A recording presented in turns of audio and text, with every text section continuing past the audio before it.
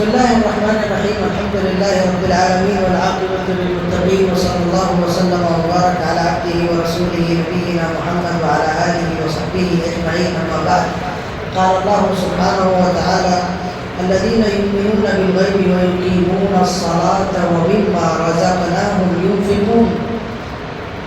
اللہ رب العالمین متقیوں کی صفات بتاتے ہوئے ارشاد فرماتا ہے کہ متقی وہ لوگ ہیں جو غیب پر ایمان لاتے ہیں اور الذین یؤمنون بالغیب ویقیمون الصلاۃ اور نماز قائم کرتے ہیں ومما رزقناہم ينفقون اور اللہ رب العالمین نے جو مال انہیں عطا کیا ہے اس مال میں سے خرچ کرتے ہیں. محترم حاضرین، ہم نے گزشتہ ایام میں آپ سے بتایا تھا کہ ایمان بالغیب کیا چیز ہے اور نماز کا قائم کرنا کیسے ہوتا ہے. آج اللہ کے فضل سے متقیوں کی تیسری صفت کا بیان اللہ کے راستے میں خرچ کرنا کیا ہے اس کی وضاحت کی جا رہی ہے. دیکھیں، اللہ کے راستے میں خرچ کرنا دو طریقے کا ہوتا ہے. ایک خرچ کرنا واجب خرچ کرنا ہے جس کے بغیر اللہ کے یہاں بندہ مسئول ہوگا اور اللہ رب العالمین کے یہاں گنہگار ہوگا، اور اگر ادا کرے گا تو بإذن اللہ عز و جل ثواب پائے گا. وہ ہے زکوٰۃ کا نکالنا.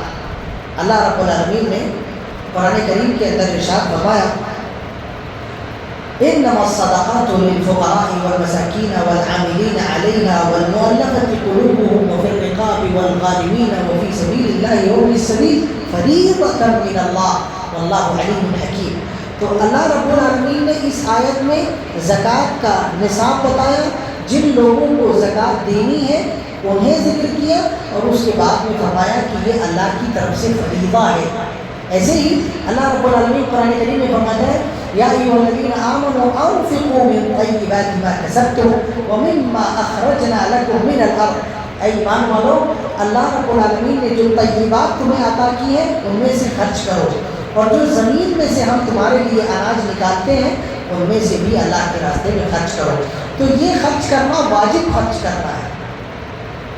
ایسے ہی واجب خرچ کرنے جیسے انسان کا اپنے اوپر خرچ کرنا، اپنی بیوی پہ خرچ کرنا، اپنے بچوں پہ خرچ کرنا، اپنے والدین پہ خرچ کرنا، یہ انسان کے واجبی نفقے ہیں. ان کے بغیر انسان اللہ کے یہاں نجات نہیں پا سکتا.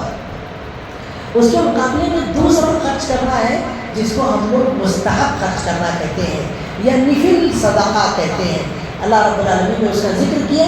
اللہ نے فرمایا یسألونک ماذا ينفقون قل ما انفقتم من خیر فللوالدین والاقربین والیتامى والمساکین وابن السبیل وما تفعلوا من خیر فإن اللہ به علیم. اے نبی صلی اللہ علیہ وسلم، یہ آپ سے خرچ کرنے کے بارے میں پوچھتے ہیں تو آپ ان سے بتا دیجئے کہ اللہ کے راستے میں خرچ کرنا اپنے والدین پر خرچ کرنا ہے، اپنے اقربا پر خرچ کرنا ہے، فقراء پر خرچ کرنا ہے، مساکین پر خرچ کرنا ہے، یتیموں پر خرچ کرنا ہے. یہ نارمل صدقہ ہے، یہ مستحب صدقہ ہے، واجب نہیں ہے. اگر اسے بندہ کرے گا تو اللہ کے یہاں ثواب پائے گا، نہیں کرے گا تو بإذن اللہ عز و جل گنہگار نہیں ہوگا. اب میرے بھائیوں، جب یہ ہم خرچ کرتے ہیں تو اللہ کب قبول کرے گا؟ اس کے لیے شرطیں ہیں. سب سے پہلی شرط یہ ہے کہ جو انسان خرچ کر رہا ہو اللہ کی یہاں قبول ہونے کے لیے وہ مسلمان ہونا ضروری ہے. کوئی کافر بندہ اگر خرچ کر کے ثواب کی نیت کرے گا تو اللہ اس کو ثواب نہیں دے گا. اللہ نے فرمایا انما یتقبل اللہ من المتقین. اللہ متقیوں سے یعنی مسلمانوں سے قبول کرتا ہے، کافروں سے قبول نہیں کرتا. اللہ نے فرمایا وَقَدِمْنَا إِلَىٰ مَا عَمِلُوا مِنْ عَمَلٍ فَجَعَلْنَاهُ هَبَاءً مَنثُورًا. ہم قیامت کے دن کافروں کے اعمال کی طرف آگے بڑھیں گے اور اس کو اڑتی ہوئی گرد و غبار بنا دیں گے. ہے نا؟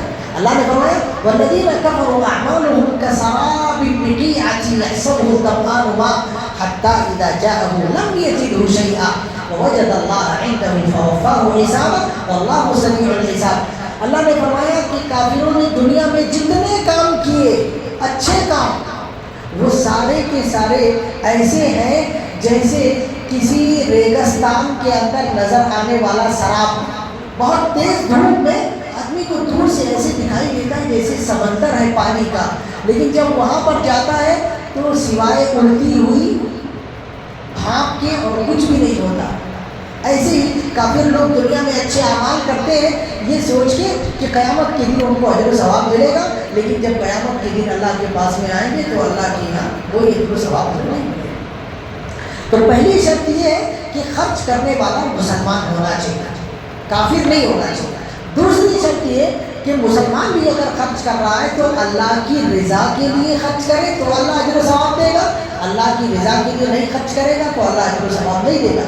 اللہ نے بتایا وَسَيُجَنَّبُهَا الْأَتْقَى الَّذِي يُؤْتِي مَالَهُ يَتَزَكَّى،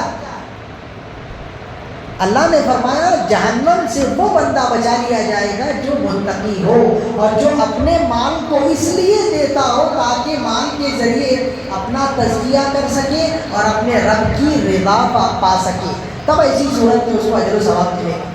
تو یہ دوسری شرط ہے کہ بندہ اللہ کی رضا کے لیے خرچ کرے۔ میرے بھائی تیسری شرط یہ ہے کہ انسان جو مال خرچ کر رہا ہے وہ مال حلال ہونا چاہیے، پاک پاکیزہ ہونا چاہیے۔ اب سود کا مال لایا اللہ کے راستے میں خرچہ کر دیا، کسی سے چوری کر کے لایا اللہ کے راستے میں خرچہ کر دیا، کسی سے غصب کر کے لایا، کسی کو دھوکہ دے کے لایا، جھوٹ بول کے لایا اور اللہ کے راستے میں دل کھول کے خرچہ کر رہا ہے، اللہ قبول نہیں کرے کیونکہ یہ مال پاکیزہ نہیں ہے۔ اور اللہ کو جو مال چاہیے وہ طیب مال چاہیے، پاکیزہ مال چاہیے، ہے نا۔ اللہ کے نبی صلی اللہ علیہ وسلم فرماتے ہیں ان اللہ طیب ولا یقبل الا طیبا، اللہ پاک پاکیزہ ہے اور پاک پاکیزہ مال کو ہی اللہ قبول کرتا ہے۔ اس کے لیے جب آپ اللہ کے راستے میں خرچ کریں تو اچھا مال خرچ کریں۔ آپ دیکھیں کہ کفار مکہ نے کعبہ بنایا تھا تو انہوں نے کعبہ کو بنانے کے لیے پیسہ جمع کیا، کون سا مال جمع کیا تھا؟ اپنا حلال مال جمع کیا تھا، ٹھیک ہے۔ تو کافر لوگوں کو یہ بات معلوم ہے کہ اللہ کے گھر میں لگانا اچھا مال، اللہ کو دینا اچھا مال۔ تو تیسری شرط یہ ہوئی کہ جو مال ہم خرچ کریں وہ مال طیب ہونا چاہیے، حلال ہونا چاہیے، پاکیزہ ہونا چاہیے۔ چوتھی شرط یہ ہے کہ آپ جو مال خرچ کر رہے ہیں وہ مال برائی میں نہیں خرچ کریں، برائی میں تعاون کے لیے خرچ نہ کریں۔ اب کسی بندے کو آپ نے شراب پینے کے لیے پیسہ دے دیا، کسی بندے کو جوا کھیلنے کے لیے تعاون کر دیا، تو مال ایسا مال اللہ کے یہاں قابل قبول نہیں ہے، بلکہ وہ گناہ کا سبب بنے گا۔ تعاونوا علی البر والتقوی ولا تعاونوا علی الاثم والعدوان۔ ایسے میرے بھائیوں اب جب ہم مال خرچ کرتے ہیں نا تو اللہ نے مال خرچ کرنے کے لیے ہم کو طریقہ دیا ہے کہ سب سے پہلے کن لوگوں پر خرچ کرنا ہے۔ چنانچہ سب سے پہلے اپنے اوپر خرچ کرنا ہے، پھر اپنی بیوی پر خرچ کرنا ہے، پھر اپنے بچوں پر خرچ کرنا ہے، پھر اپنے والدین پر خرچ کرنا ہے، پھر اپنی بہنوں پر خرچ کرنا ہے، پھر اپنے بھائیوں پر خرچ کرنا ہے، اور اس کے بعد میں جتنے اقربا ہے جو والد صاحب کی طرف سے آئے جیسے چچا ہو گئے یا پھوپھیاں ہو گئی، یا آپ کی والدہ کی طرف سے آئے جیسے آپ کی خالہ ہو گئی یا آپ کے ماموں ہو گئے، آپ ان پر خرچ کریں، ان کے بچوں پر خرچ کریں اگر آپ کے پاس میں مال زائد بچ رہا ہے۔ تو یہ ترتیب شریعت نے ہم کو بتائی ہے، اس ترتیب کے ساتھ میں آپ خرچ کریں۔ اللہ کے نبی صلی اللہ علیہ وسلم نے فرمایا الصدقۃ علی القریب صدقتان والصدقۃ علی البعید صدقۃ۔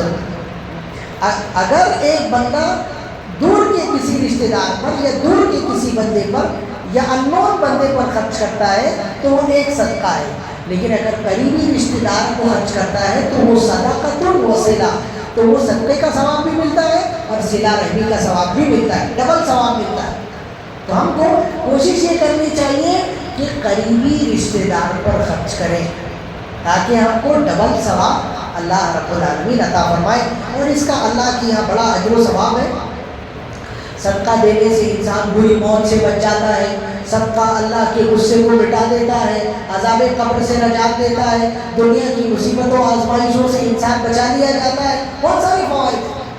اور آپ اگر ایک دیں گے تو اللہ 10 دے گا، 10 بڑھا کے اللہ 70 دے گا، 70 سے 700 گنا دے گا۔ مثل الذين ينفقون أموالهم في سبيل الله كمثل حبة أنبتت 7 سنابل في كل سنبلة 100 حبة والله يضاعف لمن يشاء. ایک دانہ آپ خرچ کریں گے تو اس دانے سے اللہ 100 دانے کے برابر 100 سے 700 اور اللہ جتنا چاہے اتنا بڑھا کے آپ کو دے گا. لہٰذا اللہ کے راستے میں خرچ کرنے سے پیچھے نہ ہٹے. یہ مال میں کمی نہیں کرتا بلکہ مال کو بڑھاتا ہے. اللہ ہم سب کو اللہ کے راستے میں خرچ کرنے والا بنائے, زکاتیں ادا کرنے والا بنائے, نفل صدقہ بھی دینے والا بنائے. آمین. وآخر دعوانا الحمد للہ رب العالمین. والسلام علیکم ورحمۃ اللہ وبرکاتہ.